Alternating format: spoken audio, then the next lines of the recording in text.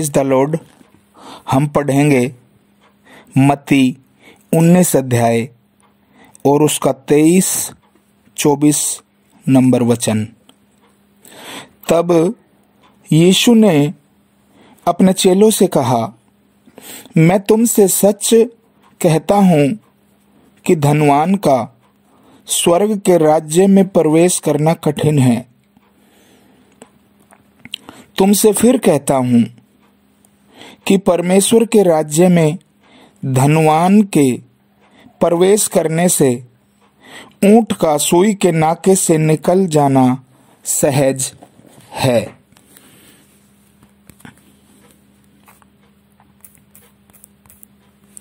इस वचन में प्रभु यीशु बताते हैं कि धनवान जो है उसका परमेश्वर के राज्य में प्रवेश करना कठिन है, जबकि ऊंट का सुई के नाके से निकल जाना सहज बताया। एक बार की बात है कि जब मैं अपने घर से निकलकर मार्केट में सुबह सुबह भोर के समय कुछ नाश्ता सामान लेने के लिए गया, तो मेरे घर के ठीक सामने एक बुजुर्ग महिला रहती है। तकरीबन 65 साल की आयु होगी। तो तब मैं अपने घर में एंट्री करने लगा तो वो बोली कि बेटा ये सुई है, इसमें धागा नहीं डल रहा, बेटा आप इसमें धागा डाल दो सुई में। तो तब मैं उस सुई में धागा डालने लगा तो धागे की जो नोक थी, मैंने 3 बार पूरा ध्यान और पूरा मन लगाकर उस सुई में वो धागा डालने की कोशिश की। वो सुई का सुराग इतना बारीक था, बहुत ज्यादा बारीक, सबसे छोटी सुई थी। अब उसमें जब मैं धागा डालने के लिए 2 बार परिश्रम किया पूरे मन से तो वो नहीं डला। तीसरी बार में वो धागे की जरा सी नोक उस सुई में आधी आ गई और वो 65 साल की बुजुर्ग महिला ने एकदम से बोला, भैया रुक जा, यहीं रोक ले हाथ। और उसने तुरंत उस धागे को देखा और उसकी चोंच को पकड़ के खींच लिया। तो हम 2 लोग उसमें धागा डाल रहे थे और 2 की नजर थी।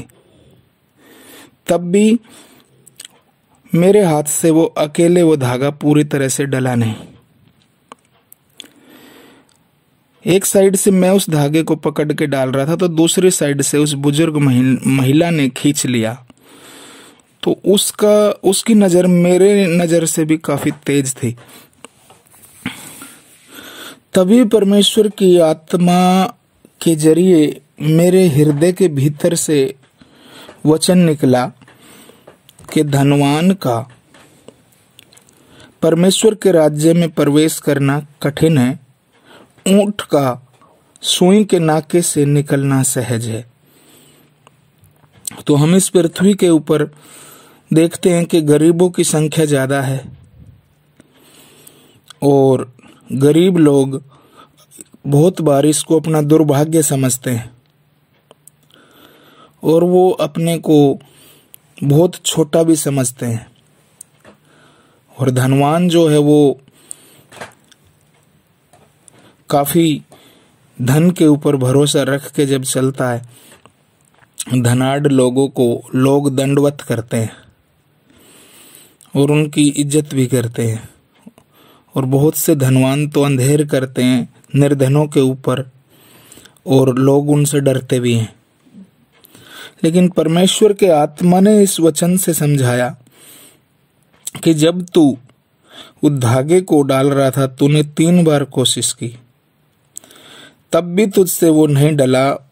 दूसरे ने एक साइड से पकड़ के खींचा, तो अब समझ ले कि धनवान का परमेश्वर के राज्य में प्रवेश करना कितना कठिन है। यदि हम परमेश्वर को जानते हैं और कोई हमारा मित्र, भाई, बंधु, रिश्तेदार, हमारा कोई अधिकारी कोई भी है और हम उस पर कितना भी तरस खाएं, कितना भी उस पर दया करें और कितना भी हम उसके प्रति प्रेम दिखाएं और हम चाहें कि इसका उद्धार हो जाए, हमारे चाहने से कुछ नहीं हो सकता जब तक परमेश्वर उद्धार ना करे। कई बार परमेश्वर के जन जो विश्वासी लोग हैं वो उतावलापन करते हैं, परमेश्वर से जिद करते हैं और परमेश्वर से किसी धनी के लिए प्रार्थना करते हैं, धनवान के लिए, कि वो उसका उद्धार कर प्रभु। और प्रभु जानता है कि उसका मन धन में फंसा है, वो उद्धार पाना ही नहीं चाहता, उसको उद्धार के प्रति कोई इच्छा ही नहीं है। और हम बिना फालतू में बिचवई की प्रार्थना करते रहते हैं। और बहुत से विश्वासी जिनके पास पैसा, संपत्ति ज्यादा नहीं है, तो प्रभु ने वचन मुझे दिया कि दुष्टों के धन से, अधिक धन से धर्मी के पास थोड़ा धन उत्तम है। यदि धर्मी व्यक्ति जीवन जी रहा है प्रभु के साथ और उसके पास धन थोड़ा है, तो प्रभु उसको उत्तम बता रहा है।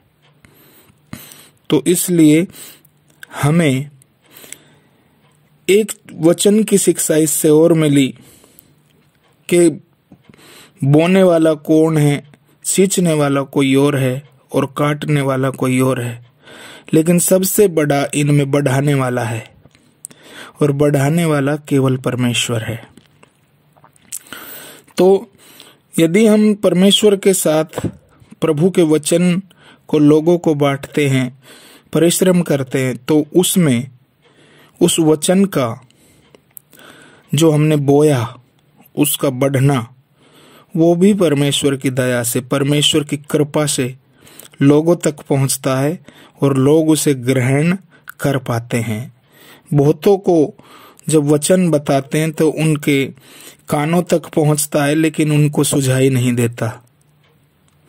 इसलिए ये उद्धार कितना गंभीर है, इस भेद को प्रभु ने समझाया और प्रभु ने एक सांत्वना दी कि ज्यादा धनी लोगों को देख के अपना मन कभी विचलित मत करना। यदि तुमने यीशु को पा लिया और यीशु ने तुम्हें उद्धार दे दिया, तो इस उद्धार की कीमत को समझना। स्वर्ग राज्य में परमेश्वर ने कहा कि धनवान का प्रवेश करना बहुत कठिन है, क्योंकि उसका मन जीवन भर धन में फंसा रहता, तिगड़मबाजी करके वो धन को कमाता है और इस तरीके से नरक की एक भयानक आग उसके भविष्य के लिए रखी हुई है। जब वो मर कर जाएगा तो बाइबल निश्चित तौर से इस बात का पूरी तरह से समर्थन करती है कि वो धनवान जो है वो अधोलोक की एक ज्वलंत आग उसके लिए बिल्कुल तैयार रखी है। अब हम जो लोग हैं विश्वास करते हैं, हम लोगों को बिल्कुल भी इस बात से निराश नहीं होना कि मेरे पास बड़े बंगले नहीं हैं या बड़ी गाड़ियां नहीं हैं, लेकिन उन आत्मिक बातों पर मन लगाना है जो अदृश्य हैं। जो चीजें दिखती हैं वो एक दिन खत्म हो जाएंगी, लेकिन जो नहीं दिखता और विश्वास की आंखों से उस अदृश्य परमेश्वर के प्रतिरूप यीशु मसीह को जब हम जानेंगे तो हम स्वर्ग के भेदों को समझेंगे, क्योंकि प्रभु यीशु मसीह ही पृथ्वी पर मानव रूप धारण करके आया और वही परमेश्वर के सदृश, परमेश्वर का प्रतिरूप और परमेश्वर का पुत्र था। केवल उसी को देखते हुए हम स्वर्ग के भेदों को समझ सकते हैं। उसकी परिपूर्णता को जितना जानेंगे हम स्वर्ग के भेदों को समझ सकेंगे। इसलिए परमेश्वर आशीष दे इस वचन को सुनने वालों को, और कोई भी भाई बहन बिल्कुल विचलित ना हो धनी लोगों को देखकर, क्योंकि जिस दिन उसका प्राण छूटेगा वो कुछ साथ नहीं ले जाएगा। लेकिन तुम्हें जो उद्धार मिला है प्रभु यीशु में, उसकी चौकसी करना, उस विश्वास में बने रहना और प्रभु यीशु पर भरोसा बनाए रखना, और इस उद्धार में चलते रहना। प्रभु आशीष दे आप सबको। धन्यवाद प्रभु का।